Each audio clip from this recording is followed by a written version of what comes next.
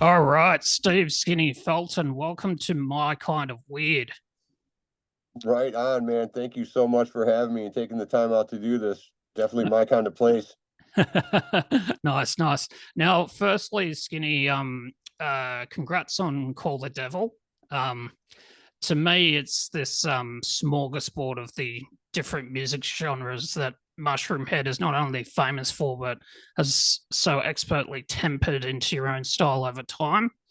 Um, Part of that style to me is so intrinsically horror influenced and also very cinematic. So, I mean, it has those groove metal songs like Eye to Eye to the Vaudevillian three-part vocals and decomposition. But when originally coming up with the initial concepts for this album, was it purposeful in communicating a cinema-like story or simply choosing the best tracks out of your writing sessions? I think, that whole creepy vibe and that cinematic aspect is it just kind of comes out of us no matter what we do. There's always a bit of doom and gloom in whatever, even if we don't mean to, it creeps out of us into a lot of the songs sometimes. But both of those songs that you mentioned are very diverse in different styles. And you know, you kind of hit it earlier, the course of 30 years of doing all kinds of music and even tempering all the different genres that have along the way as we've been doing this whole thing. We just kind of, like you said, smorgasbord it all together and throw the kitchen sink at it. And this album was Mm, a lot of experimenting, really, mm. but it kept our interest by experimenting, and definitely came out unique. I'm not to say that the other ones aren't unique, but this one definitely has some flavor. Yeah. And I guess touching on the variety of the style there on this album, Matt Wallace, who's worked with Faith No More and Three Doors Down, mixed this album. And I feel like the track decomposition is almost like if Mushroomhead wrote a Faith No More song. But how was Yeah. that working relationship for everyone in the band with Matt? Matt's great. This is our third album of working with Matt. So, and we were fortunate to meet him back in 2003 when he mixed the 13 album. And we just kept in touch throughout time. And next Mm, thing you know, here we are 20 years later. We're both still doing it. So when we reached out to him, we were just very fortunate that the schedules worked out. mm. And any of those moments that Mushroomhead kind of touches on in recording, when we give it to Matt to mix, man, he brings it out in the mix and he makes it stand out and big and lush. So when Yeah. we hear our stuff come back, we're like, wow, kind of sounds like Faith No More right there, like for real, with that guy doing it. Yeah. So again, that's just part of our roots coming through, and there's no shame in saying they weren't a huge influence on us in the early '90s. So on the regular episodes of my podcast, I pitch different songs for my guests to check out. And on the 32nd episode, I pitched a Mushroomhead song, the song "Fall in Line." Now, specifically touching on how the band has evolved over time both musically and artistically. When you think about the history of the band, how would you say Mushroomhead has evolved in the areas of art, sound, and style? I think no matter what, version of the band or what album and time period it was, I think the the main thing is that we've kind of kept up with technology and used it to our advantage. When you think back to '93, we didn't have many keyboards for extra sounds. There weren't many samplers. There wasn't a lot of those kind of elements. Even having the ability to record over and over. We were on tape machines back in the day. First three albums were all tape. Stupid So, expensive back then. oh, expensive, time consuming, but boy, you learned to listen back then. You had to press stop and rewind. And during that Oh rewind God. time, your ears could settle and you could kind of talk about what you were going to listen to or point out any notes. So it was a different time for sure. And I think the Mushroomhead sound has evolved with the times because of technology and having more like sonic textures to use that are just more available at the touch of a button now. Yeah. I think it's fair to say that metal bands who have adorned horror themes in both makeup, masks, and personas have a lot to other bands like War. Um, with their documentary, this is all now a couple of years old. I was wondering, firstly, have you seen the doco? And secondly, did you see yourselves at all in that documentary with your history? No, actually, I haven't had a chance to check that one out. Okay, all right. I definitely will, though. Excellent, excellent. Now, I can't get through this interview without bringing up Jackie Ponza at least once. Now, she is an absolute force and absolutely holds her own throughout this entire album when juxtaposed against Steve Rockhorse's vocal style. And probably not something some of your older fans would expect. But when did her relationship with the band start? And did you see her perform with Unsaid Fate and then think she's the final ingredient? So, her and I have been friends for over 20 years, and I had actually met her uh, and helped work on some of her early material before Unsaid Fate. So when we would do certain shows in Cleveland, we would have her come and sing. There was a track called One More Day, and Mm, she'd come and do that song with us, like at the Halloween show in Cleveland, or we just had a one-off. yep. And fans really reacted to it, and it was just fun to, do that. So when Righteous and the Butterfly came up, we said, hey, you want to actually, do one with us? So then we had two songs to do with her live, and we kind of put them back to back or separated and had her come out. And then we started doing some touring with Unsaid Fate. So she was there, so she could do it almost every night with us. Some tours, when Unsaid Fate wasn't there, everyone was like, hey, where's that girl? Yeah, Because a lot of people, had never seen us before. So some yeah, of their first times even seeing us, they had no history of the band, but they saw the girl, they liked that element. So, we all liked the element of it, and we liked what was happening, the response, and just the way we felt. So we asked her to be on more and more. And now on the new album, she's got some pretty cool parts, man. And she's just on point. I think, her look and her sound really complement the band well. yeah, yeah. It's I just feel like it adds an extra dynamic.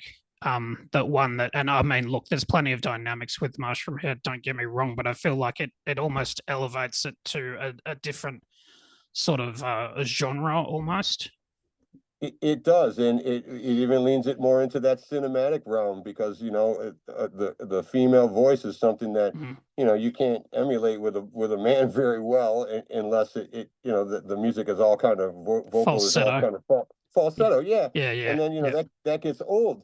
So as another weapon, so to speak, or another tool in the giant toolbox, she comes across as her own instrument and her own style. And like I said, man, her look and her voice, I think, really complement this album well.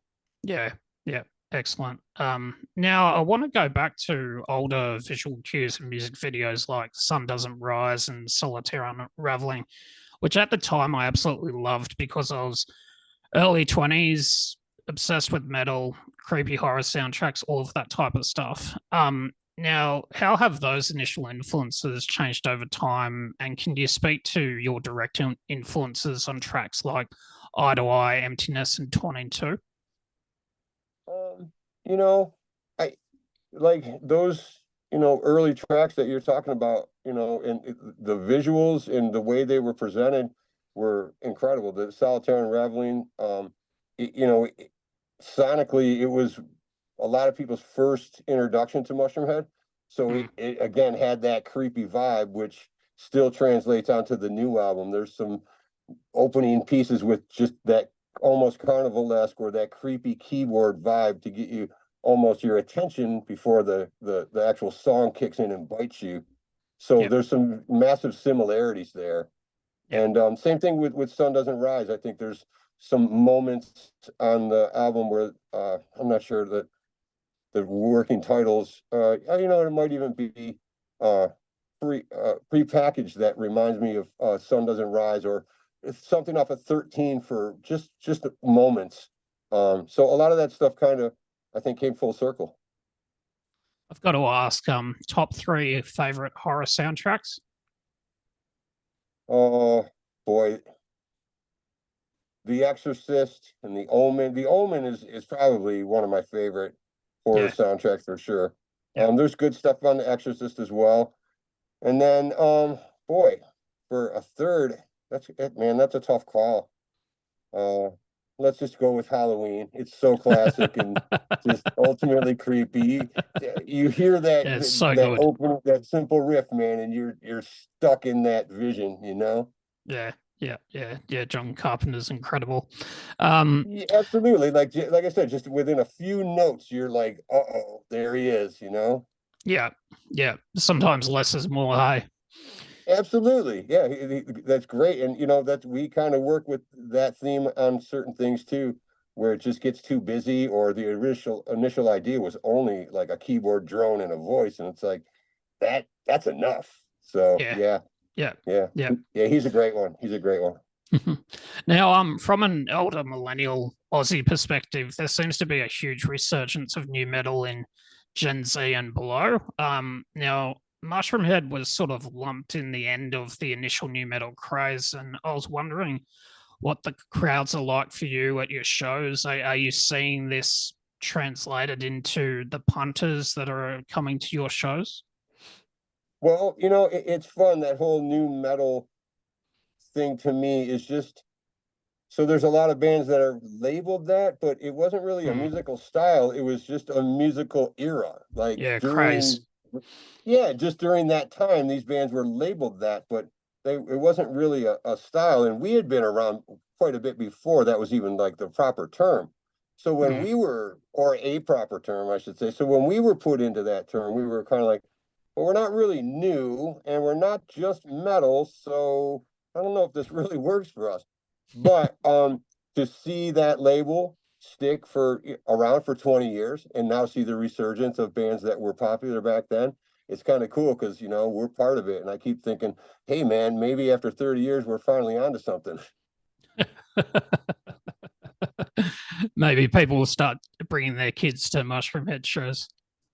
So yeah, and we've seen that quite a few times to where, you know, hardcore fans 15 years later now they're bringing their 6-year-old son. It's pretty cool. Hope they're wearing headphones. Absolutely. I know I am. Now, I've seen the European and USA tour dates. So, on behalf of everyone in Australia, Skinny, what the hell, man? Where's the Aussie dates? Oh, we are pushing to get there in 2025, man. I Okay, promise we're nice. gonna, yeah, we're trying to get there as soon as possible, especially with the new album. You know, we want to get out there. We're hungry. The last album, you know, it came out great, A Wonderful Life, but it came out in June of 2020, so the world just got shut Yeah, down. went to shit. We haven't had, yeah, so we didn't have an opportunity to get out there and perform brand new material. So we haven't had this opportunity in over 4 years, and it just feels fresh and new again. So we're super excited, man, and we really want to get back there. Like last time we were there was Soundwave 2014, and it was one of the best trips and most memorable trips I've had in a long time touring. So we hope to get back, man. Awesome, awesome. Well, Skinny, thanks for your time and best of luck on tour. Yeah, thank you so much for all you do, you know, sharing this passion for metal like we do and sharing wanting to share it with the world like we do, man. You know, every journalist that I speak to, I have to say from the bottom of my heart, thank you, man, because you know, without you guys, you know, we back to fax machines and printing our own little zines at Kinko's copy places, you know, putting out flyers. So Yeah, you know, nothing wrong with that. That's where we all started. But man, you guys have like picked it up and kept it alive. So thank you very much.